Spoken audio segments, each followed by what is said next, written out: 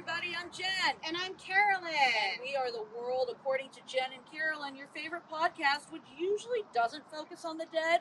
Though we have now done an episode on the history of cemeteries, which, as Carolyn and I know, were some of our first public parks in the United States. Mm-hmm. Now, you might notice that I'm talking really funny. That's because I have these ridiculous vampire teeth in, because happy Halloween, bitches. Mine fell out. Yeah. Oh, car's coming. We got to step off. All right, so here we are, Cypress Lawn Cemetery. We're doing something a little bit different for this episode, and we are going to be visiting the graves of some famous people, primarily politically influential Famous people are buried here? Get out of here. Famous people are buried here. So, William Randolph Hearst, you might have heard of him, newspaper mogul. Steve Silver. Steve Silver is buried here. Babylon. Yep, and then we're going to be heading over to a couple of other cemeteries. We're going to go to Wyatt Earp's grave. What? Yep, bet you didn't know Wyatt Earp is buried in a Jewish cemetery, and that's because I didn't even know he was Jewish. Yeah, that guy decided to rev his car just so he could be in our shot. Awesome. Yeah, Wyatt Earp is buried close by in the Jewish cemetery because his wife, who was a performer, Sarah, is Jewish. Was Jewish. Yeah. Good to know. And then we're going to go visit the grave of famous Emperor Norton. Do you know who Emperor Norton is? Oh, I do not. Tell me everything. We are going to tell you everything, but we're going to wait until we get graveside. So, enjoy this episode, which you can watch exclusively on YouTube. And actually, if you're seeing this, you must be watching it on YouTube. So, thanks for joining us, as usual. And Stay creepy. Stay creepy. We hope you enjoy this episode. Whose grave is this? It's so fancy. Must be Burt Reynolds. Maybe it is Happy Gilmore. Actually, no. This is the mausoleum for the Hearst family. And you remember him? William Randolph Hearst. Very rich. Hence the Colosseum look. Yes. Grandpa Hearst used to be a congressman in New York, I believe, 1903 to 1907.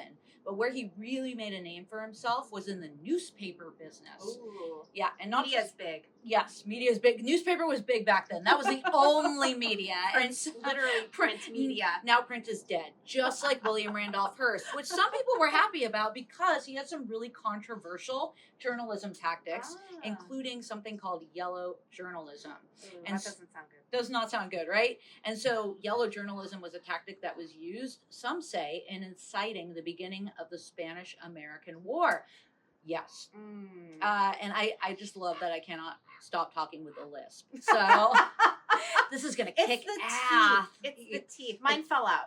Yeah, they're really hard to keep in. Anyway, so this is Hearst. And also you might recognize the last name Hearst because of Patty Hearst. Patty Hearst, whom we did an episode about. We did on the difference between Stockholm Syndrome, which we don't call it anymore, and appeasement. Absolutely. It's a very, very famous ground we're standing on of a very controversial person. Yes, and she was the granddaughter, if I'm not mistaken, of William Randolph Hearst. So this is where the Hearst family is entombed, here in sunny, strangely sunny, it usually isn't, Colma, California. Yes. All right, so now we're at the grave of Steve Silver. The great Steve Silver. The great Steve Silver. If you're a San Franciscan or grew up near San Francisco, you know about Beach Blanket Babylon, which is a show that was supposed to run for 6 weeks. 6 weeks. Ended up running for 45 years, Carolyn. Yes. It only recently ended about 5 or 6 years ago, I think. But amazing did you ever go? Show. I went to their New Year's Eve shows several years in a row. Best way to ring in the new year. You got free champagne and chocolate. I bet. Beautiful show. Yeah, so characterized by elaborate dresses, drag culture, yeah, musical everything. Theater, had it all. Yeah. They always made fun, had a political, yes. You could go every time and it would be a different show. Yeah. Because of the politics. They were, politics are constantly evolving, so the show was constantly evolving. So we want to pay honor to Steve Silver, who is an amazing creative artist, whom I think may have been from San Francisco. I'm not sure. Ooh. I should look that up. Ooh, do I have it in my notes? Yes, I do. He was a San Francisco native. Even better. Thank you, Steve Silver, for 45 years of Beach Blanket Babylon.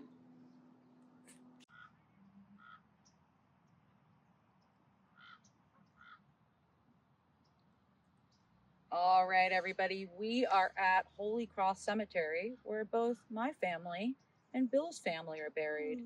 But we're actually here at the grave of the former mayor, George Moscone, the mayor of San Francisco, whom you may recognize the name. And why would you recognize the name, Carolyn? Oh, very famous mayor, and he was shot by none other than Dan White, who also shot the great Harvey Milk. Yeah, and so George Moscone was a great man. He served as mayor from 1976 to 1978, and yeah, was slain in City Hall by former supervisor Dan White. You may have heard of the Twinkie defense. I encourage you to look up this case. It's fascinating and pretty egregious. Yeah. So we are paying, we're honoring Mayor Moscone, everything that he did for the city, particularly elevating and amplifying the needs and the rights of the LGBTQ community. And I'm like really taken aback by what a truly humble gravesite. Yeah.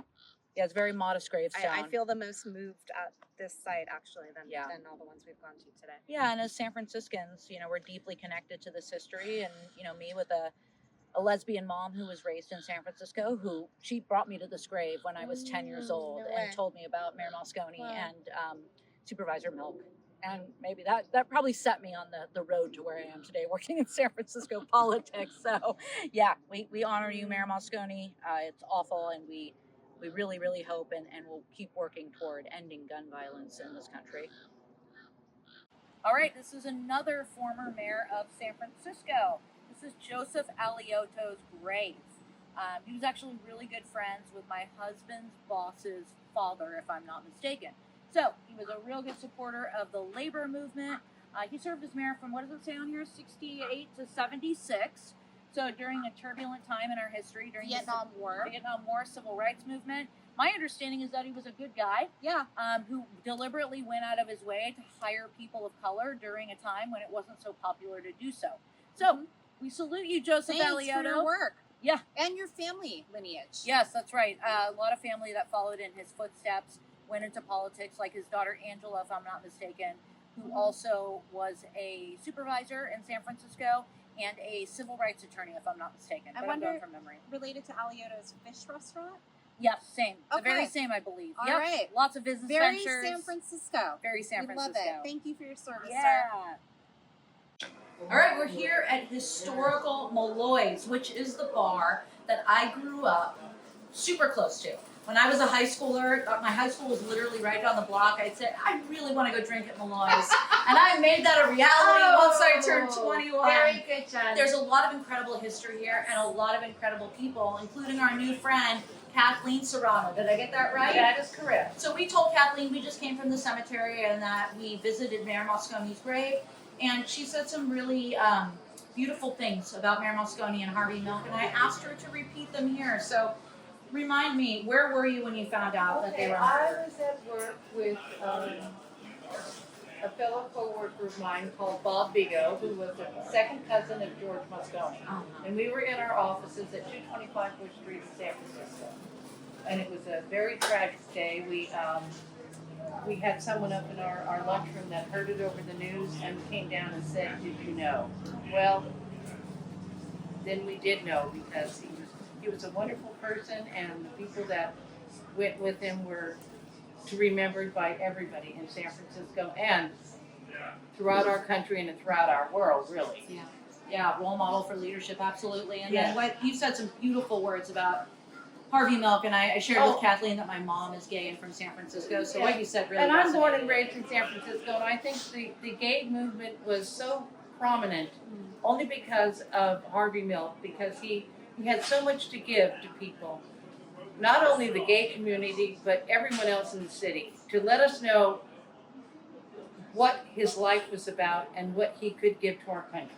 Absolutely. Really. We need more leaders like that, right? I wish we still had him. I know. There are so many documentaries on TV now, and it brings a tear to my eye each time I see one. Yeah. Well, thank you for sharing with Okay, us. It was thank lovely meeting you. Yes, I love seeing you. Yes. I'm so happy for you girls. You're doing such a great thing today. Yeah. Having fun at Molloy's. You never know who you're going to meet. Fun. I'm your Huckleberry, Carolyn. Oh, thank you, Wyatt. Oh shit, I lost one of my rocks. Actually, I think that was Doc Holliday, and that was only popularized in the movie where Val Kilmer played Doc Holliday. Right. So we're here at the famous Wyatt Earp's grave, famous lawman or rebel, depends on who you ask. And also, fun fact, the gunfight at the OK Corral actually took place at a vacant lot behind the OK Corral. So, Wyatt Earp, buried here in Colma. He is here in the Jewish cemetery, which is where well, not my people, but my people. Her people and my people, but my people are Catholic and Jewish, so it's complicated. So none of my people are here. Carolyn's people are here. And as you can see in the Jewish tradition, we typically leave rocks on graves. Wyatt Earp is very well loved. There's a brooch. Whoop, I just dropped a rock, which is respectful. There's a lot of change. The people have come and have paid respect to Mr. Earp. I'm going to go ahead and leave another rock here, but rocks signify permanence as opposed to flowers, Which die. And cost money. Yeah. I'm trying to Cost figure it out effective. Yes. So here's Wyatt Earp, famous lawman. Not Jewish. Not Jewish, but Not his Jewish. wife was. She was a performer. I believe it was his second wife, if I'm not mistaken. He met this woman and was like, wow, you're amazing. I'm in. You're Look an at this. actress. Look at this sexy thespian. And so this is why he resides here in the Jewish cemetery in Colma, called Hills of Eternity. Yes. Emperor Norton was a investor, and he lost all his money in the stock market. I think he had rice holdings. You're right. And after he passed, he kind of became a cult phenomenon in San Francisco, and was adopted by the E. Clampus Vitus organization, and they started back in the 1800s to take care of the widows of gold miners and the orphans. And to this day, over 300 clampers come to Malloy's, have a big celebration for Emperor Norton's passing, and then go up to his gravesite, all march all the way up with a band and a big hoopla. It's a great event. What a day we've had. Indeed.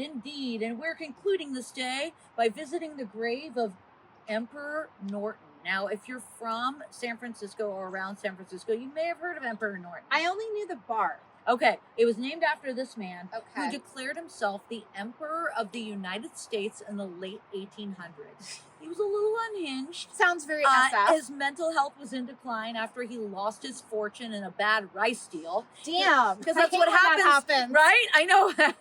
Lost all my fortune in a bad wheat deal, so I totally get it. So he had numerous decrees, even though he wasn't an official emperor. One of the decrees was to abolish Congress, and he actually proposed creating the League of Nations, I think like 50 years before it was actually created. This dude used to walk around, first of all, he had his own currency. That's amazing. Yeah, not only did he have his own currency, there were businesses in San Francisco that accepted this currency. I will be looking for this at every antique store I go to for the rest of my life. And I will be trying to use it as real legal tender. Do you accept Emperor Norton currency? People are going to be like, what the fuck are you talking about? He also walked around with two dogs. One was named Bummer. The other was named Lazarus. I love that Bummer was in his I know. vernacular. My back next then. dog is going to be named Bummer That's for so sure. Beavis and Butthead. Yes. So Emperor Norton, really fascinating, interesting historical character, very specific to San Francisco. Buried right here in Woodlawn Cemetery. Protector of Mexico. See, I don't know much about that aspect, but we'll look into that and give you some more I'm for details it. on that. I'm for it as well. So Emperor Norton, you were fascinating. You are still loved, and you are held in the bosom of history. Ugh. All right, Where are we now? we're at Empress Norton's grave. So What? Jose Sarria, super fascinating. He was an activist. He was the first LGBTQ person to run for elected office, I believe, in 1961 in the United States. I don't know why he was kind of obsessed with Emperor Norton, and Why not? he declared himself the Empress of the United States. Right on. And the widow of Emperor Norton. So Jose was a real badass, a real pioneer, and we will always love and remember him as the Empress of the United States. Yes. Long live the Empress. Long live the Queen, bitch!